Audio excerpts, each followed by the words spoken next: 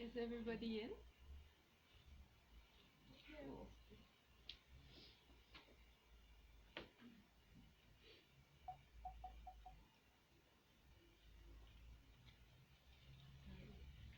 I don't see anybody. It's like I'm talking to myself. Apart from George. Hi, I'm up front. Yeah. You're here, hiding. I'm Marie. This is my name. So I'm doing this residency here at Zaratan for this month. And I just want to start straight away by telling you the thing that I'm creating right now. And then we'll go back in time until my birth. So I arrived here in Lisbon very uninspired and empty.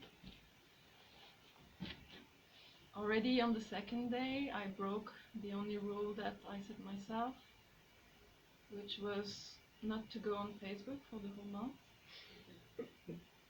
But I'm glad I did, because I came across this definition of the word rapture on my friend's wall, and that was the start of a chain of visions and synchronicities and coincidental connections that I am now weaving together into a performance I'm going to show at the end of the month. This is the title of the piece, Of Voiceful Yet Inarticulate Rapture. It's actually a screenshot that I took 2 years ago when I was looking up the words inarticulate rapture on the internet. And I became obsessed with this quote. I printed it and I put it on my wall in my flat's entrance, and I had it on my desktop for almost 2 years. But I didn't know what to do with it. So now I'm gonna flood you with images while quickly listing some of the visions and coincidences that happened since I got here. That's the definition my friend posted on Facebook. Rapture, a state, condition, or fit of intense delight or enthusiasm, frequently in raptures, to be in raptures, so plural.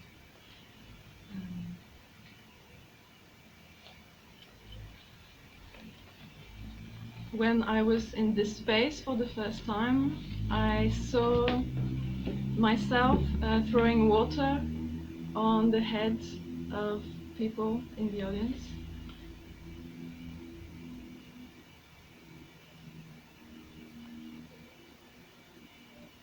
And this poem from Apollinaire came to my mind, this famous calligram. Il pleut des voix de femmes comme si elles étaient mortes, même dans le souvenir. So a bad translation would be, it's raining women's voices as if they were dead, even in memory. Marconi, one of the radio's early pioneers, late in his life, he became convinced that once sound is originated, it never dies. So all sound is still here, resonating around the universe, however faintly. All the dead and non-dead women's voices still echoing in space.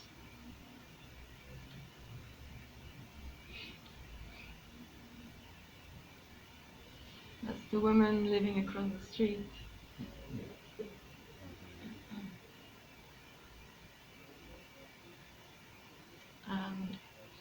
That's the book where the quote comes from, the Apostolic Canons. That page where the quote was taken from was about the Pentecost,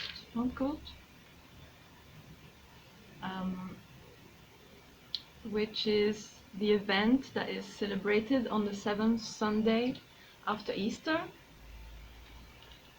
which was actually last Sunday. And during this celebration at church, the priest throws water on the crowd. This event commemorates the descent of the Holy Spirit upon the apostles and other followers of Jesus. And that's where they began to speak in tongues. If you see on top here, there's always a dove, and this dove represents the Holy Spirit. Last week I did MBTI test, which is a personality test based on the knowledge of Carl Jung, and my personality type is INFP, introversion, intuition, feeling, perceiving, and the animal representing this type of personality is a dove. Now we go back to the Pentecost, where they began to speak in tongues. Glossolalia is the term for the phenomenon in which people speak in languages unknown to them.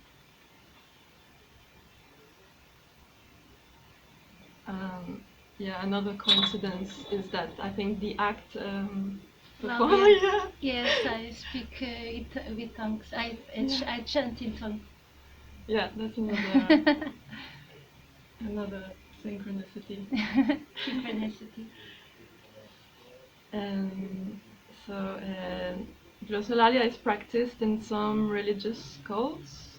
They believe that it's a miraculous charisma or spiritual gift.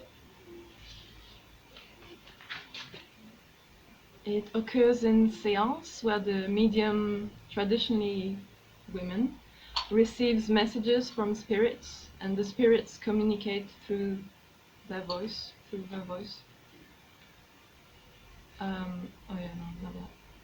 From the 19th century, is used to designate language pathology, mental illness. From the beginning of the 20th century, the vanguards, writers and poets make reference to this term and use nonsensical words or speech. This one I won't go into it. I'm not it's too long. Okay, so first, I should say that the performance I want to make will be more or less informed by all this.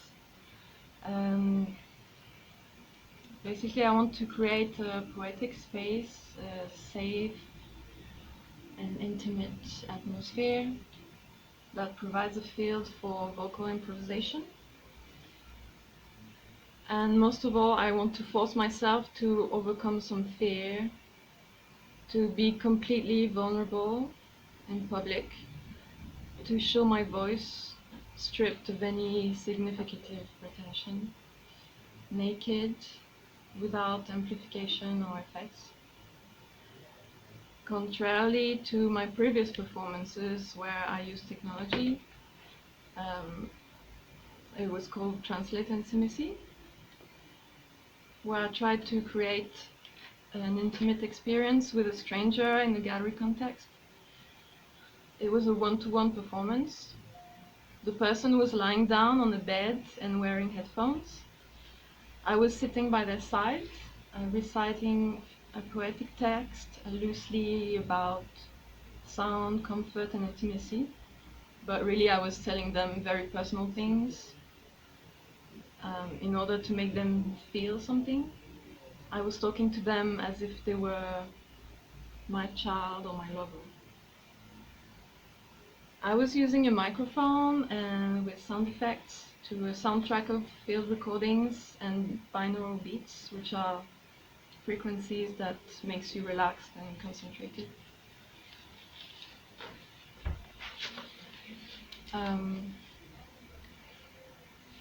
My two hypotheses were that technology in this scenario could facilitate intimacy, serving as a playful tool that eases the person into a degree of familiarity that would otherwise be perceived as an intrusion.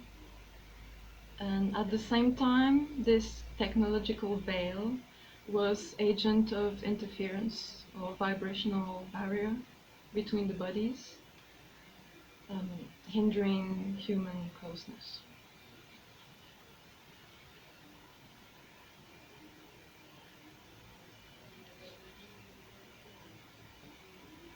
Paco Sala. I've been collaborating with Anthony Harrison for 8 years on this experimental music project called Paco Sala. And for this one, I decided to focus on vocals and lyrics. And I also do the album covers, artwork, that's some of them. We live in 2 different countries. So how it works, he sends me the music tracks, and then I record a few layers of improvised vocals. Yeah, I guess improvisation is a big part of my process in anything I do. And so I let the melody emerge from the music. And often afterwards I try to hear words, and after a lot of effort I manage to write lyrics and re-record proper vocals. But a lot of the time I keep the raw wordless sounds from my original improvised tracks. And I feel quite detached from my voice.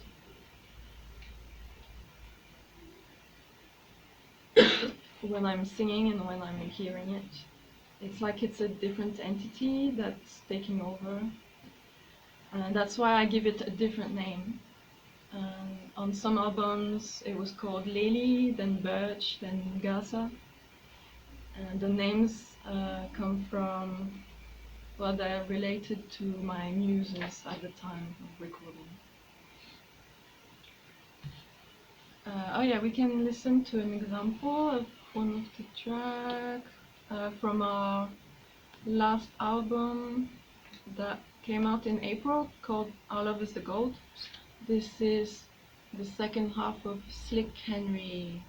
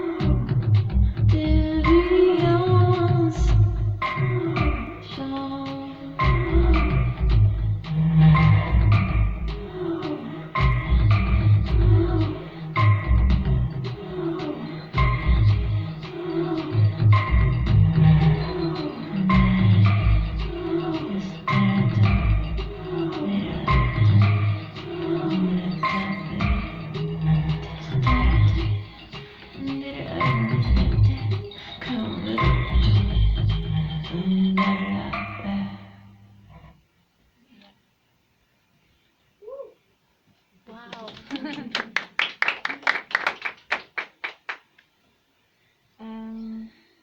That's great, I just have to press play. So yeah, very quickly about the past. I moved to Berlin 4 years ago, and I was almost only writing poems since then. I almost stopped singing, at least performing.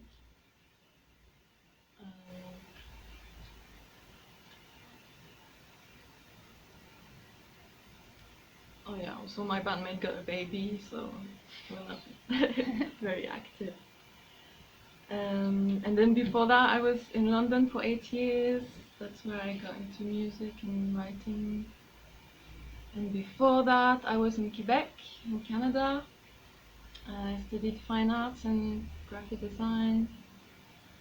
And before that, I come from a very small village called Saint-Hubald. When I was very young, I took some watercolor lessons with the only painter in the village. And before that,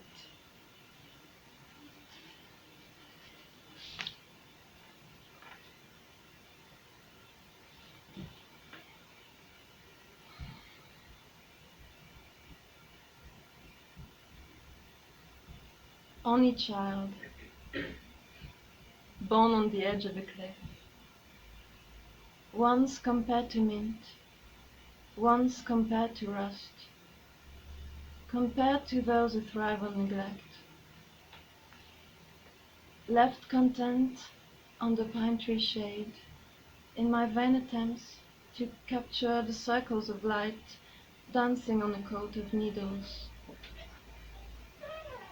I became my own sister by mistake.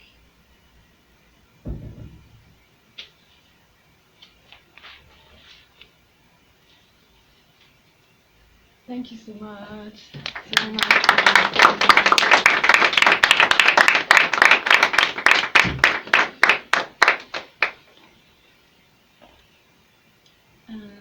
What's next? George? Well, yeah. Okay. Can I ask a question? Yeah. So you said that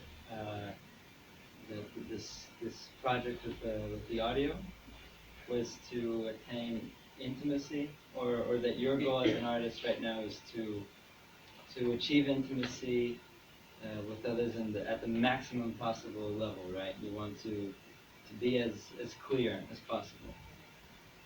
Did I understand that? Right? In the current thing I'm working on, or the past Just, one? well, I guess in general. Or Yeah. Yeah.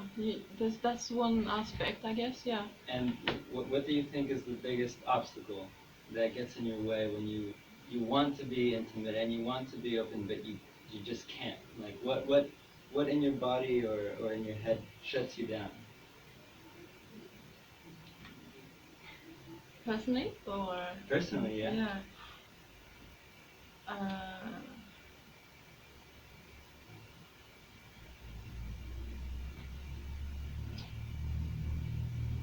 Fear of losing energy, or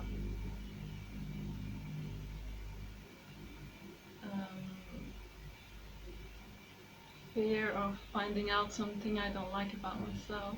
Yeah.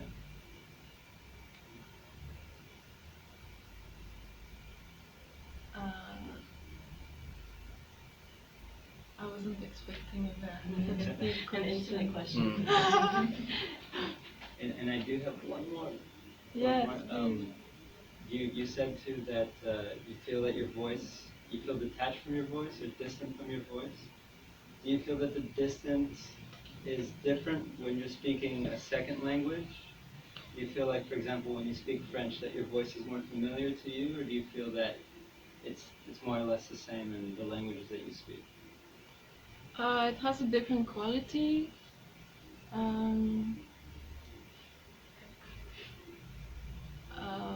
Well, in general, I don't know, it's different between singing and speaking.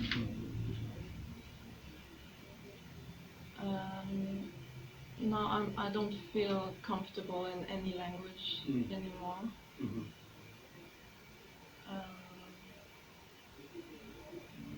Can I ask you? When Yeah, you speak, sorry. That's okay. when you no, it's just Okay. when you speak in tongues, you are more free to make music, to make your sing, your Yeah, I am. is a language of the heart, you know. It's Yeah, very yeah, I feel that too. And it is also very, yeah, I feel very vulnerable when I do this. So I'm alone with my microphone, but to do it just spontaneously in front of a crowd, I I think I wouldn't feel so ready to really open. So when I perform, for example, the last song that we heard, when I perform it, I'm actually saying those made-up words from the recording. You know what I mean? So I'm not like improvising anymore. because I improvising in my show, in my performing. You do? When I speak in tongues, Okay. I speak with the meaning. You're in that state. Yeah, of, like, it's state of mind of like a Okay. spiritual. Yeah. And for me, it's very.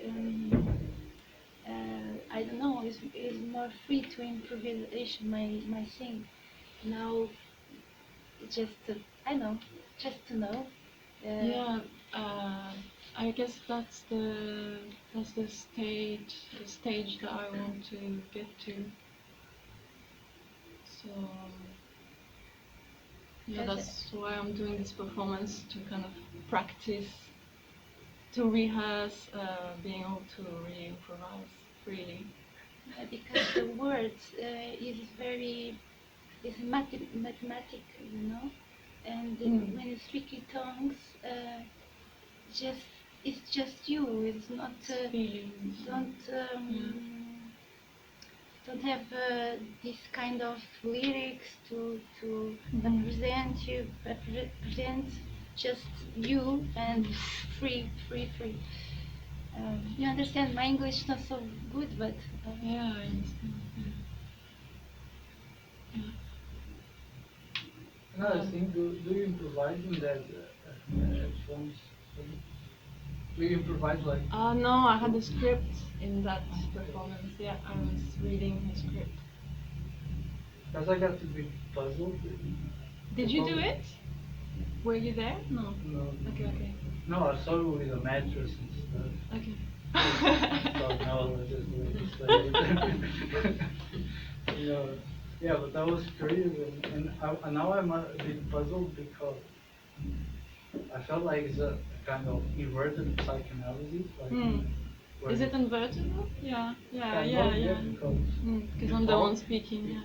you talk about yourself, but at the same time you're standing yourself as the doctor. Yeah. While the listener is more like psychoanalyst. He's like, so I got to be puzzled, like, how is that?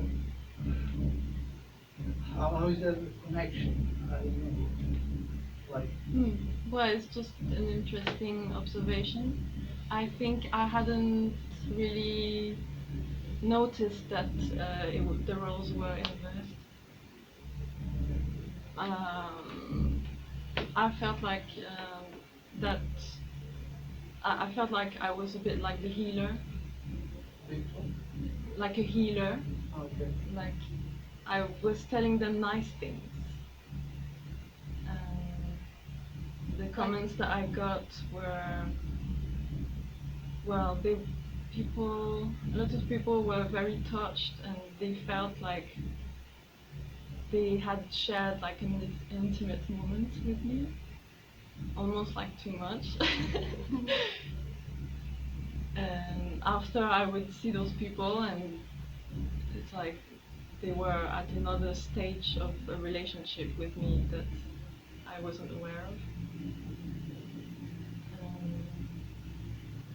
Yeah, they were in the receiving position, and Yeah, but you are still detecting the channel of that communication. That's why I was they were detecting what? the channel. We are using audio Yeah. and voice. And this came to my mind, this question, because I was imagining doing that. And I'm not really a person. My ears don't work. I'm much more visual. Okay. Yeah, I was imagining that I was like, I was thinking, is this healing me or she's just saying to me? Well, yeah. It's just a comment. Mm. It wasn't meant to be healing. Also, it was just like poetic things. Which, I don't know. It was an experiment. You said that they felt an intimacy towards you after it? Yeah. Yeah. Yeah, a lot of people kind of fell in love with me. Yeah, exactly. It's kind of a one-sided like intimacy. Yeah. Because I was saying the same thing to everybody. It's your intentions that matter. Yeah, I was trying to put a lot of intention. What is the? I was interested in what you're talking about with when you showed those images of the blessing after yeah. Easter, but you said that your initial image was this idea of throwing water on your audience. Yeah. And is that a sort of is that a ritualistic thing? What was your vision when you had that vision? What were you communicating, or what were you feeling when you were throwing that water? I wasn't throwing aggressively, I was just sprinkling with my fingers like this, and it was like a light rain. It was a nice thing. Yeah. Like people were enjoying it. I have no idea what it meant. It just I saw it or I thought about it. Then it was interesting that to find out all those connections with the Pentecost. Yeah, I guess the priest uses blessed water. So maybe I tried to bless the water in the performance. I mean before. So it's like a positive thing. You're sort of Yeah. opening up the communication channels. It's very symbolic. Yeah. Throw the water to gather people because it's very religious and very, when you put the intention, you understand it's it's very symbolic, but is you and the public are a connection between, and you are the from the water. Yeah. People are alike. Some like to throw the water. No. I don't know, I haven't done it yet. Oh, okay. That's the thing I'm gonna do at the end of the month. Oh, I on the understand. 29th, I think. Okay. Yeah, so we'll see what happens, but it's not gonna be a lot of water, don't be scared. Electricity. Music. There won't be any electricity. Okay. No risk of dying.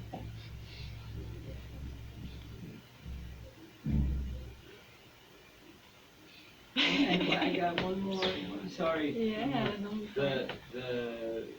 You started by saying that the word rapture just like drew your attention, and obviously you speak 2 or 3 languages.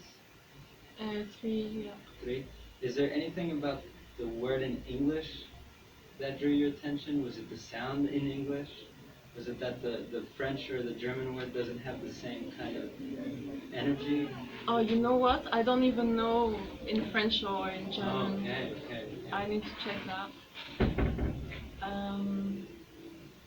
I think I was just curious because I thought I knew the meaning, but at the same time I wasn't quite sure, and I found out that I didn't know the meaning. Okay. I thought it meant a charm, like someone had rapture, so they were charming and entrancing, but no, rapture is a state of being very delighted. But it was also the contrast between inarticulate rapture, voiceful yet inarticulate rapture. I felt like that's how I feel when I'm singing sometimes. Or when I'm speaking, sometimes I feel like I don't make sense, even if I'm making sounds.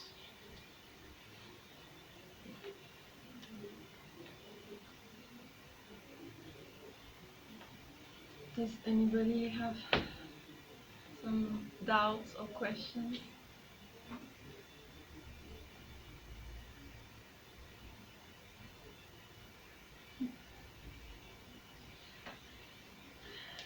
Well, thank you.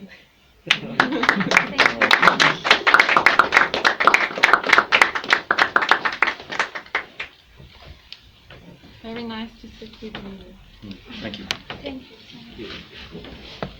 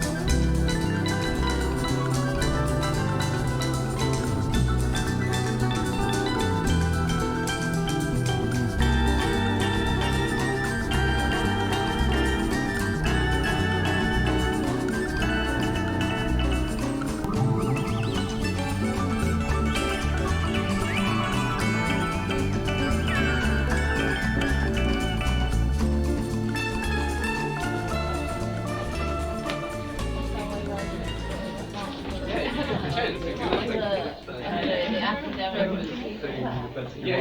Thank you. That's great. Oh, thank you. That's interesting. I like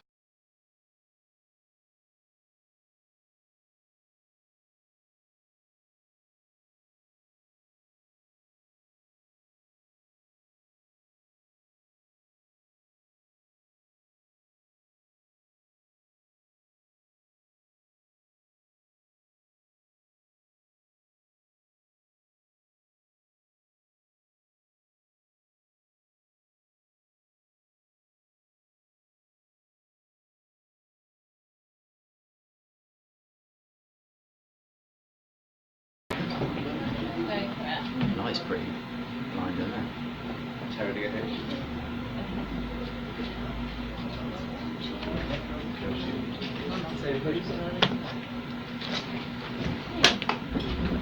My friend and her girlfriend and her mom's her girlfriend's mom.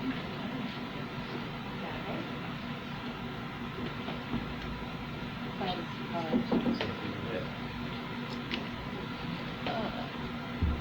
Wait, no, wait.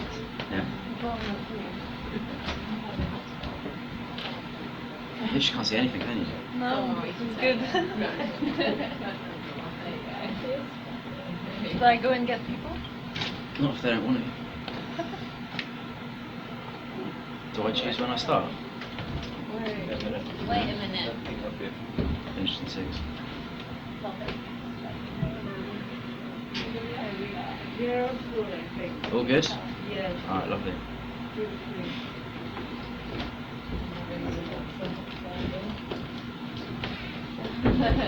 Very lucky look. What's that? Dogs and sandals. Yeah, you don't want to see my feet. Trust me. It's a barrier. Yeah. Okay, so I'm George. I'm also doing a residency here for the month. Today I'm going to do a presentation on a process for the project I'm developing here, which is called 4 Transformations.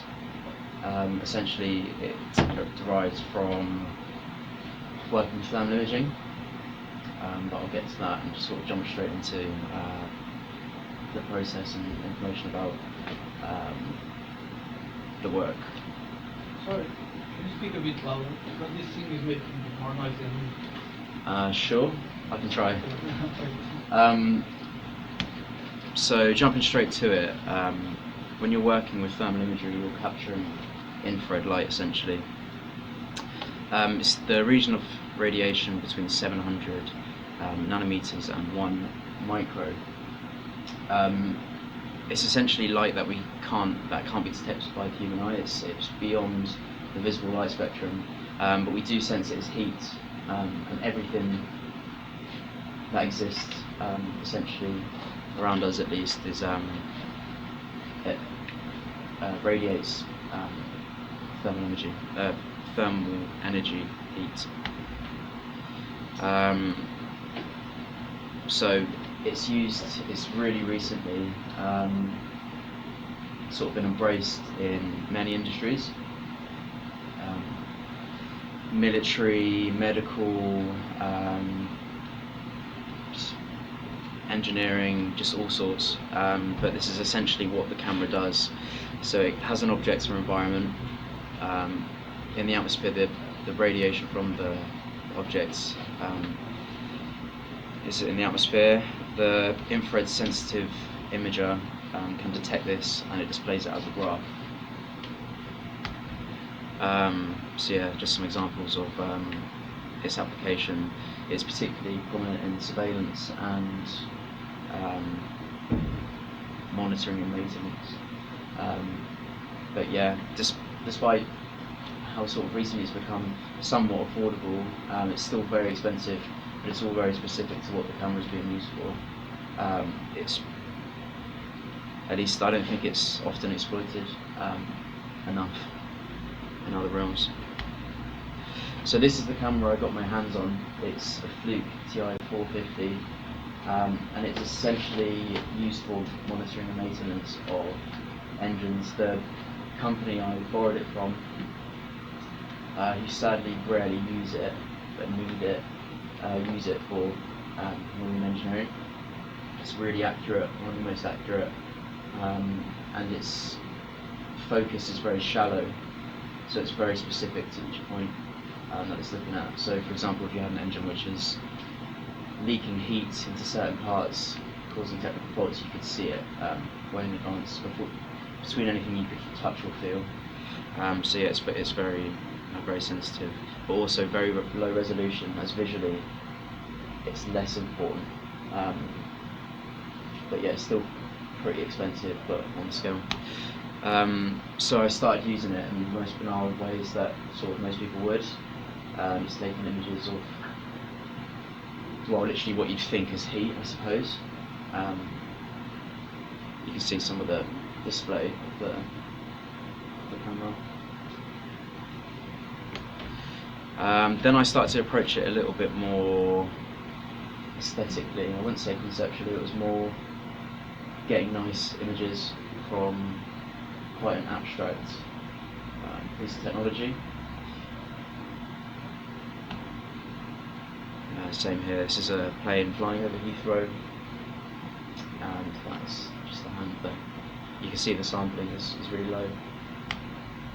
So this is a photo of me in the shower, and you can see the images are so relevant to what's in the composition. So the hottest part of this image is obviously the hot water on my head, and it's going down. You can see where it's been before as well, slightly darker parts.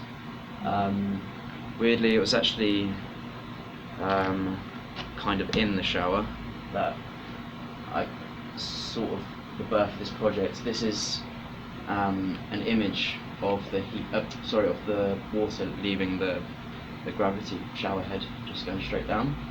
And when I looked at it, I was just kind of fascinated by its depth, even though it's essentially flat.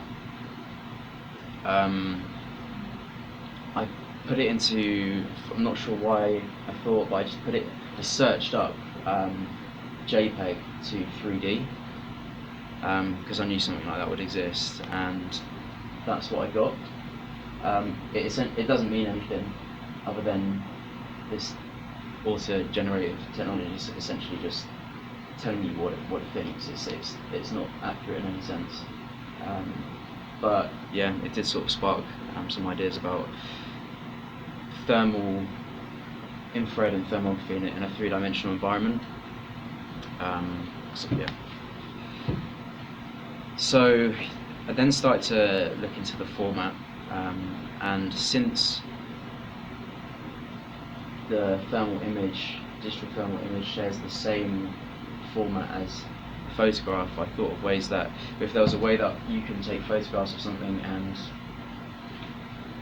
recreate it in a three-dimensional environment, then I could possibly try it with the thermal camera, which it's quite a strange concept, because it's something you can't see, but would hopefully be recreating it in a visible and virtual.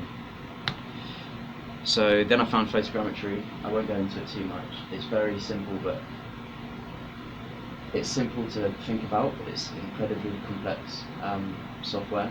So essentially you have an object and you take enough images of it in an environment, you can calculate from the same exact pixel colors and grades the dimensionality of it and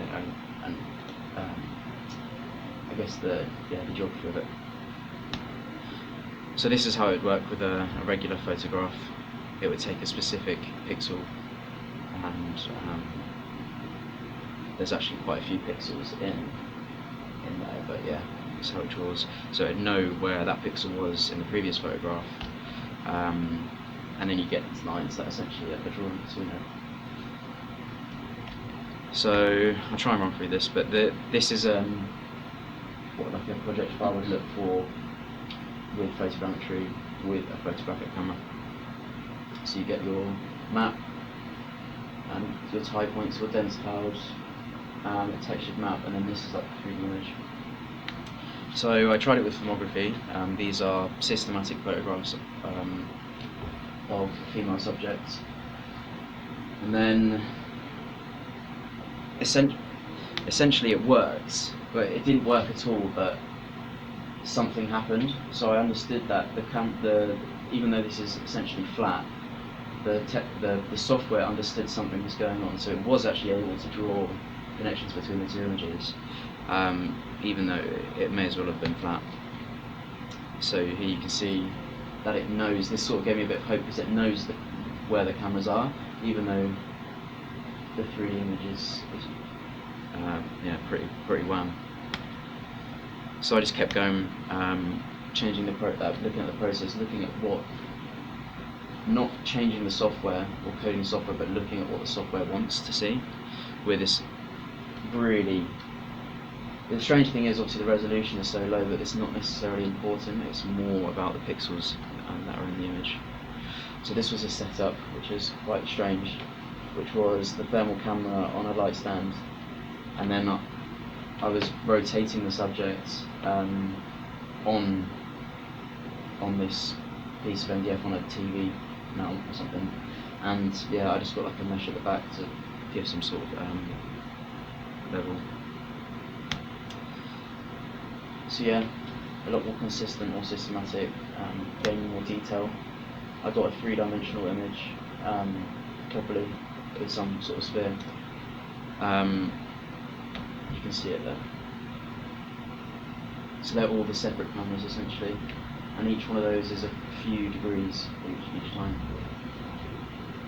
I did come across the sort of hole because I was doing the whole head, but the hair, because there's so little differentiation in the detail, even with a normal camera it's like impossible. Well, it's not, but it's very, very difficult, because you're essentially trying to draw connections between things that look almost identical or are identical in colour. In a normal photograph there's thousands of different pixel colours and grades, but with a thermal image you are essentially stuck with, not that it affects the efficiency, but very limited colour. So I jumped to male subjects, but it was more the fact that the subject had short hair, so there was a lot more detail at the back of the head. So this was my dense cloud, which was substantially more successful, and I got a full rotation, as you can see. I was actually just testing it because I didn't think it would work so well. So the top of the head was completely blank because I only took from one level. I usually do it from differing heights to get everything. And then this is the dense cloud on the left, and this is the 3D model with the texture of the thermal images. So like an actual form was made there. And these are the connections between the cameras. The red ones are ones that weren't so successful. Even though the majority of them are right, the technology can't be certain, so it doesn't use them. And these dots here, they document that as well.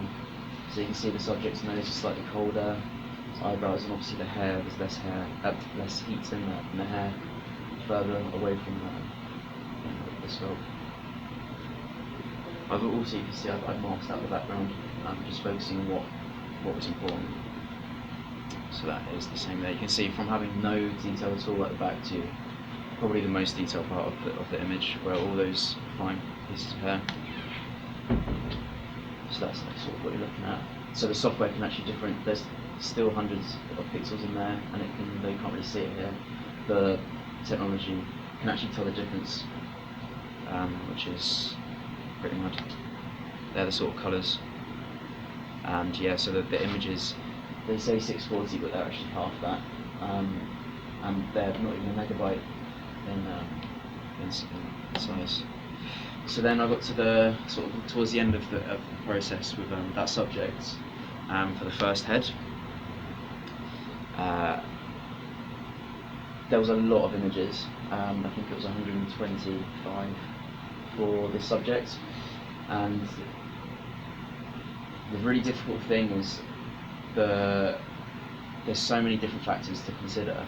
One of the most sort of ironic is the fact that once you have this subject sat in this space, their heat, you have an equilibrium, and your heat is constantly changing depending on your environment, so it's trying to maintain it. So essentially I had, I think, the best was about a 12-minute gap to do 120 of these photographs on this camera.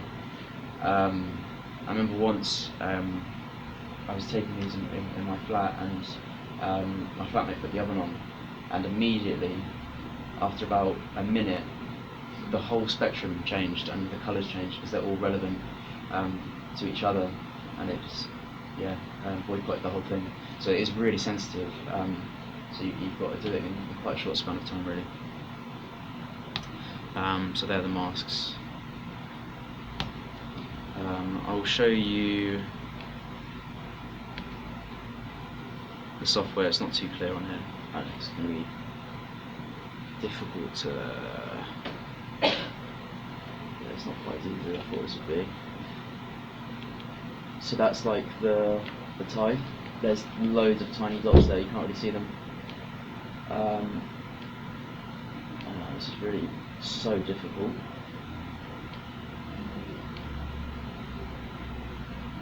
But yeah, you can kind of see it's full. Then you make a dense cloud, which essentially draws more dots between the dots. This has been cleaned up a little bit. None of the data was ever manipulated, only given or withdrawn. So the software was never manipulated. Essentially, you start with data and you're transforming it, never changing it. Yeah, so that's the 3D image. Actually, I think the model is there as well, not so easy to see.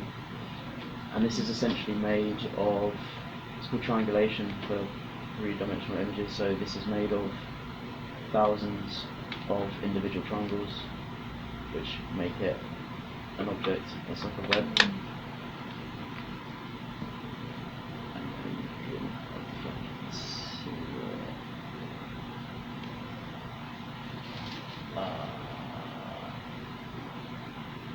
Does any of them say camera? Look on your screen. It's yeah. No. There we go. So that's the map. That was the final one, which you might have seen on the press. Yeah.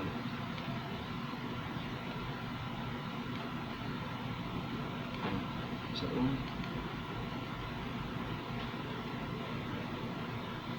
Oh, this is so difficult. Sorry. There we go. So then it all sort of happened as I went. I never necessarily thought I was going to create it in a virtual space again, but each step I sort of found out how to take it to the next stage. I won't go into 3D printing much at all, but essentially I 3D printed the model to scale. It took about 6 days and it was a nightmare, but it's amazing how perfectly accurate it is. It's for a different conversation, but it's amazing, really. You can sort of see here, this is support material, which is essentially you can only print over certain angles, and it supports a layer to print on, and then it dissolves. It's water soluble. It's essentially PVA. It's quite like a weird sort of alien process. So then I casted it. I went quite natural, traditional, I'd say, and I did it in resin because the detail of the model and the 3D print, you can actually see the lines of its matrix is really nice and really accurate. So yeah, I cast the object in silicon and then bronze and resin. So that was the object in a gallery space.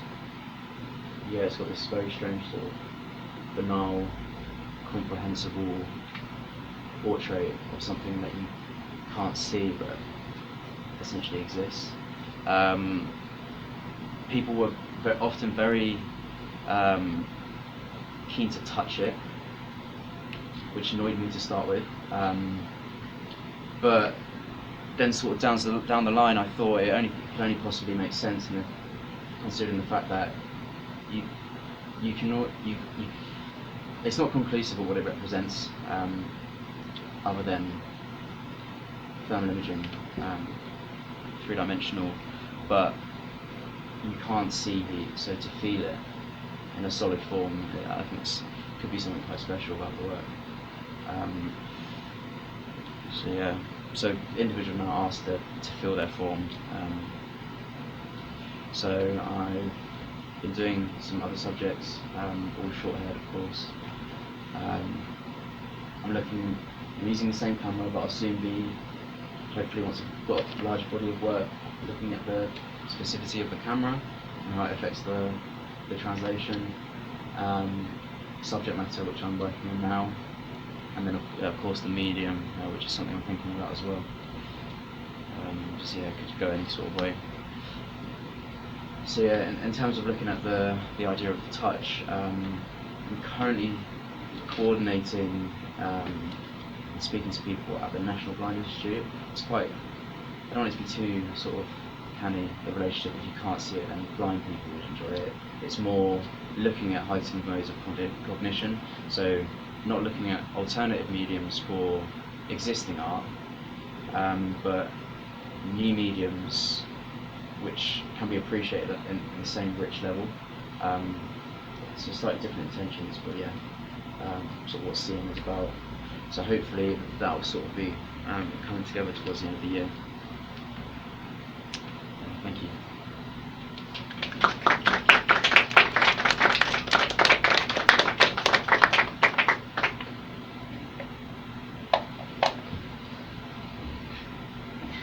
Do you really enjoy the challenge of like, because a lot of this is like made in your house, and like you're using technology that's normally like made for industry.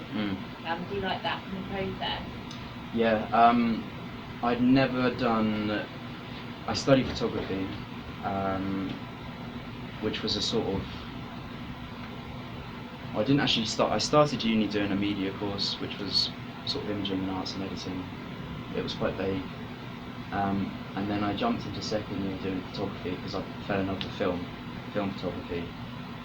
And then I had this idea of working with thermal imaging in my final year. Everything else was like documentative and sort of aesthetic, vision-based, working with colour and quite normal themes. And then the idea of working with thermal imaging was just a bit of a tangent. I just really wanted to work with it. And then it ended up being a sculptural project.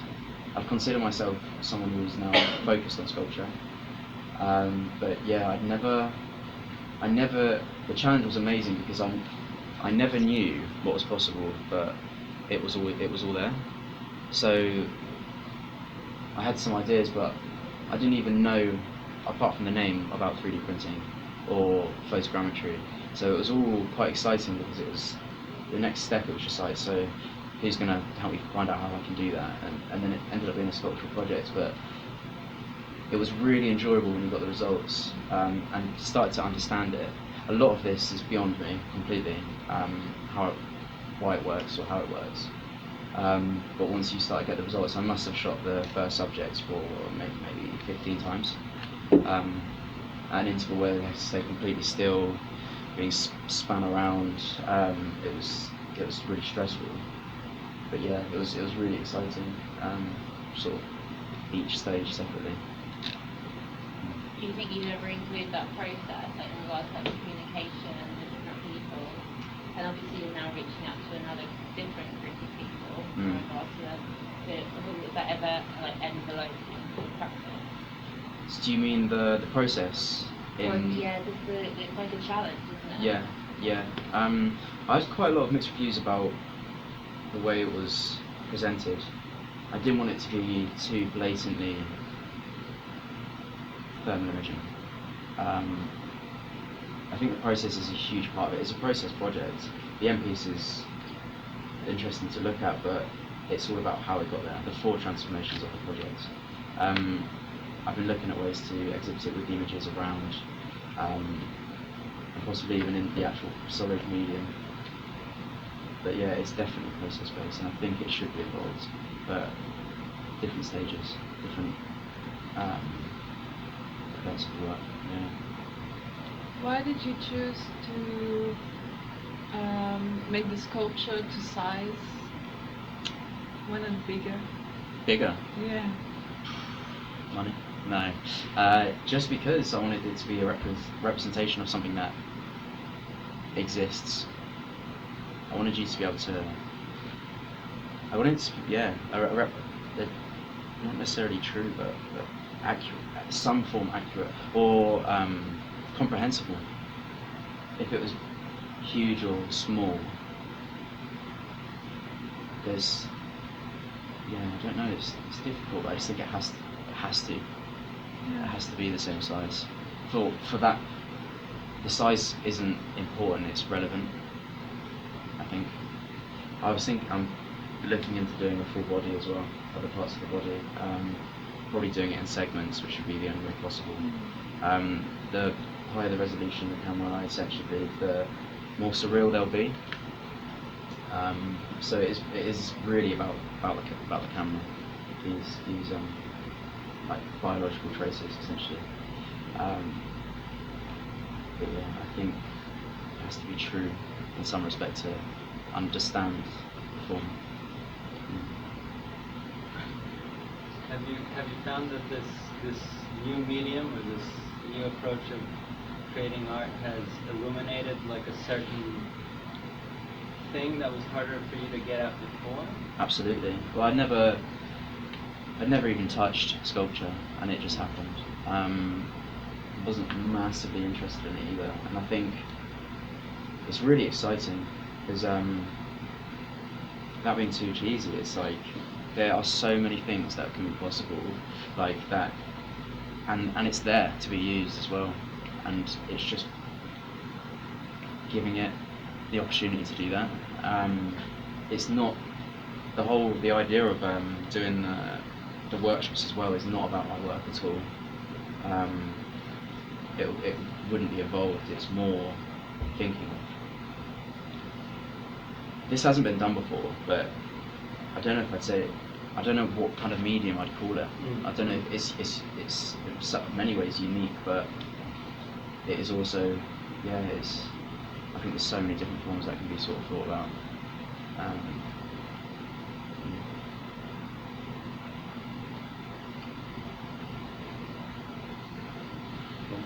Thank you.